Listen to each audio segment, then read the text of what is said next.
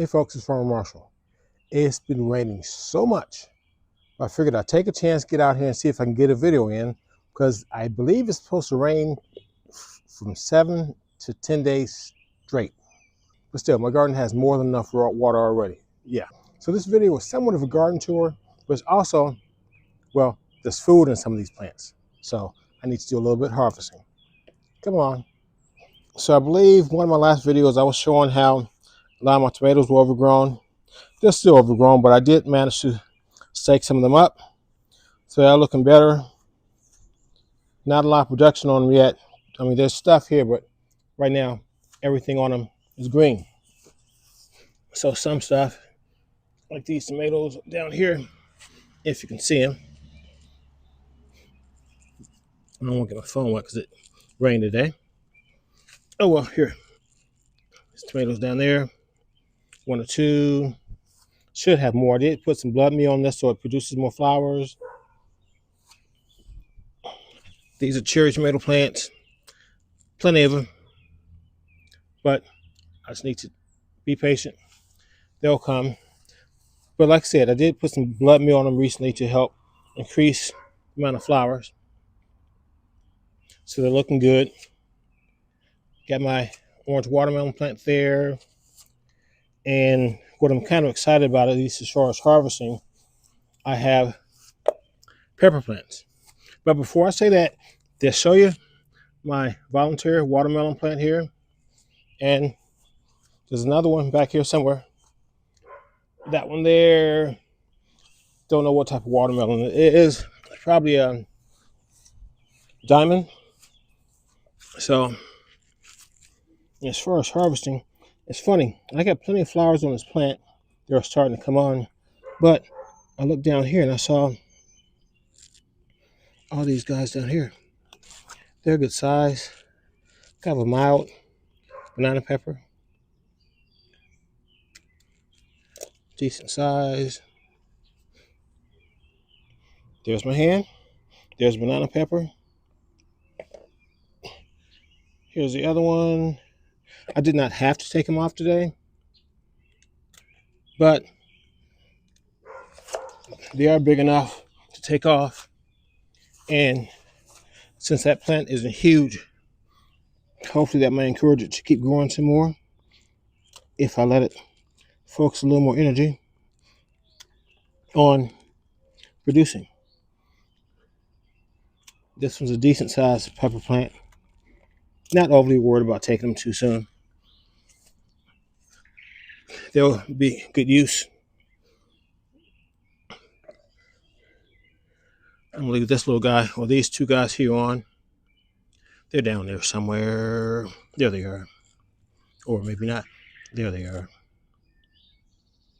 So,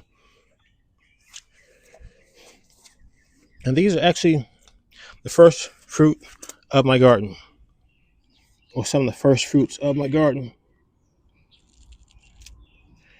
That one's a little small.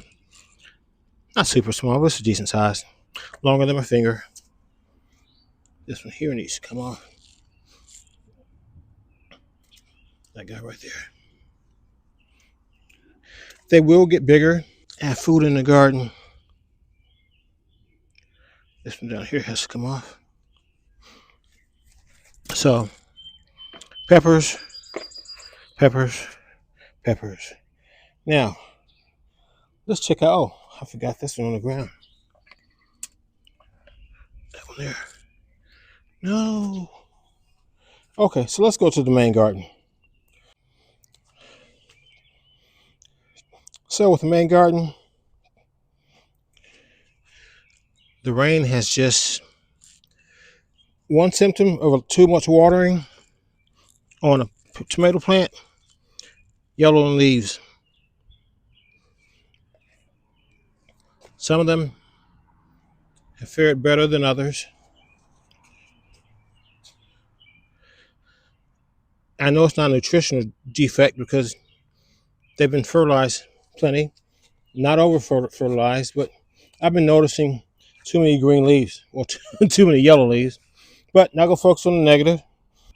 So that is either a baby cucumber or a baby zucchini. If zucchini, they're parthiocarpic, which means all the flowers are female. Got some good looking stuff on my tomato plants.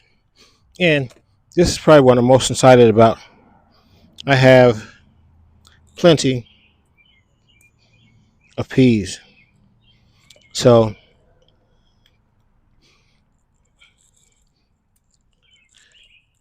these guys just, I won't say came up out of nowhere, but they flowered and they started coming along. One of my favorite vegetables to just eat as a snack. Often they don't make it into the house, but don't tell my wife. Um, I think I brought enough to bring into the house this year. Or at least I grew enough to bring it to the house this year. So just thinking. Now I know I love to eat peas like this, raw. Quick question. What vegetables do you like to eat raw? And do you like them almost as much as you do when they're cooked? Let me know in the comments. Don't worry, they're going to get into the house. Trust me. These guys are delicious. I plan to take a journey with some of my vegetables this year. And I've done it before, and the journey is that one's not quite big enough. This one's plenty big. Let me go on the inside. So the journey that I'm planning on going on is that it's not a walking journey, riding journey. It's a journey with my food. And like I said, I've done it before, and the objection or what the journey is to eat nothing but raw vegetables. At least I want to get up to about 4 or 5 days, but I know I've done it before, 3 days. It wasn't too difficult because I was eating stuff that I love, and I know what to eat now as far as what I want to eat raw. Uh, Peas, so it'll be a combination of peas, beans, literally green beans raw, okra. Oh, I love okra raw. And the funny thing is, it seems like it curbs my appetite. So I probably have maybe okra for breakfast, raw okra. And good thing with this diet, I can eat anything I want. That's not as far as vegetables or fruit that's not cooked. So I'm going to wait until either my figs get ready or my muscadines get ready. That way I'll be able to give myself some sugar energy, and from there I can eat whatever I want. You'd be surprised how many things actually taste really good when you eat them raw. And I did do that once years ago, and it's amazing how my body was just burning off not just the food, but it was burning off fat.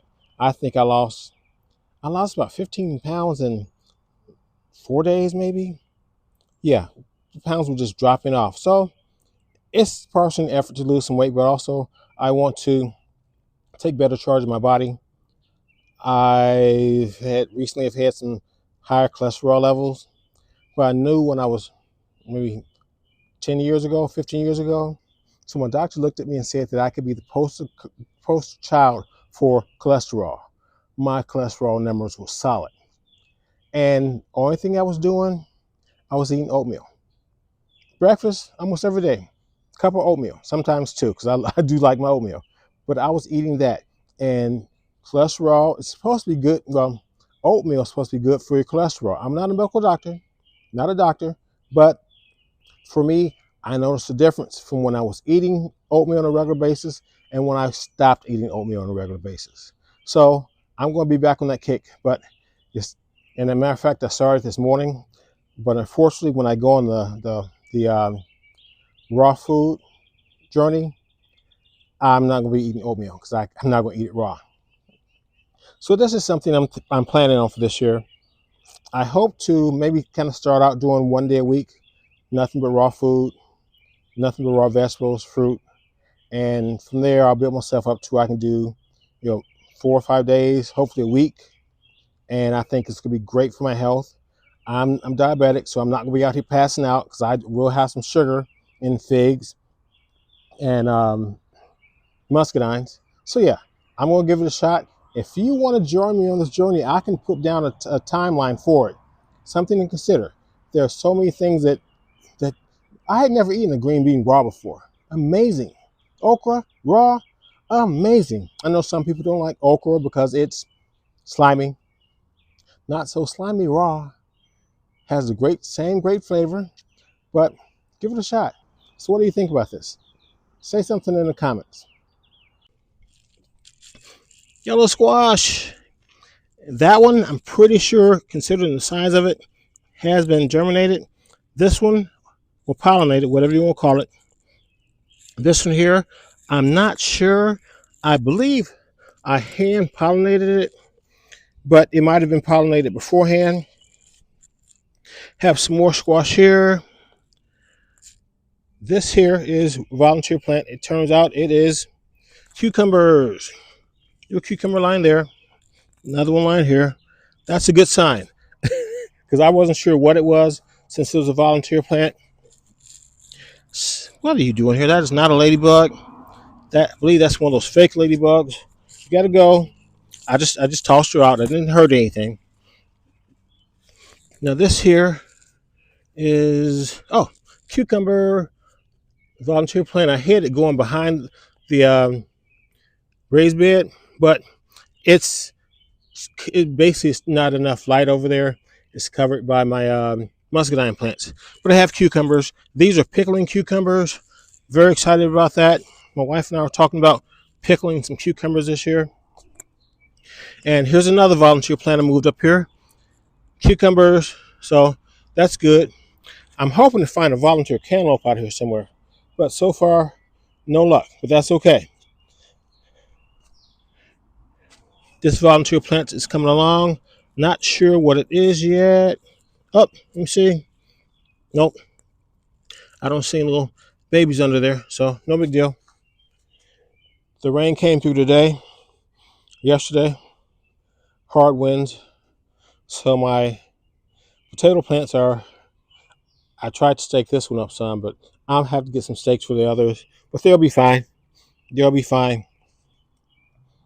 And of course, green beans. Some little larger ones down here.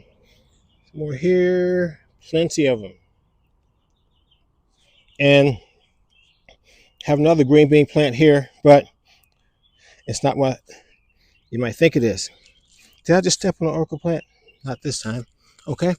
Yellow green beans. No, not yellow green beans. Yellow beans. Yellow pole beans. So let me take a second while I harvest these guys, and I'll get right back to you. Hey folks, before I forget, do me a favor. If you like my content, share it out to members of the garden community, your family, your friends, or on YouTube. Also, plant a seed and hit that subscribe button and that notification bell. That way you'll be here next time I have something going on in the garden. Now let's get back to this tour or harvest or whatever it is. Now here's something I don't see very often. I had planted back here a sunflower seed, a giant sunflower. Kind of get bent over by the wind or whatever. And then, look at that. It's coming up. Maybe I'm too close. It's pointing straight up now. Trying to get to the sun. When I planted it, I didn't have all these weeds here, and also my muscadine bush wasn't all over the place. But one thing I say about plants, they just want to live. Some of these plants fight to live. So if you give them a chance, they'll give you something. And here's a couple more right here. These guys have angled out away from the muscadine bushes. There's two of them there. This one and this one. So yeah, they've kind of angled out some so they can get more sunlight. And pretty soon they're going to be hopefully 8 to 10 feet tall. We'll see. So what trip to the garden would be incomplete without the quail? But I do want to show you my harvest. And they did actually provide me a harvest today. So before my battery dies again, let me tell you, the quail provided me part of a harvest today. And no, I didn't eat them. but they did provide me with 3 eggs.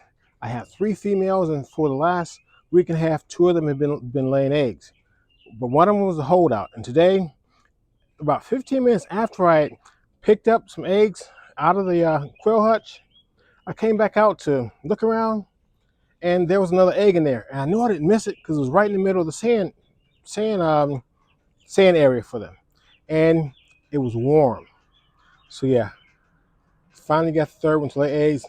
I can't say I didn't. I can't say I got them to lay eggs because they just laid it. So happy. So now I'm going to start collecting eggs and hatching them so I can get myself up to hopefully maybe about 25 quail. So this is my first harvest for the spring. Kind of small, but this is what I expect for the first harvest. Of course, it's missing 1 snow pea and 1 golden nugget cherry tomato. But more to come, much more to come. So let's get out there and get a little dirty. Yeah.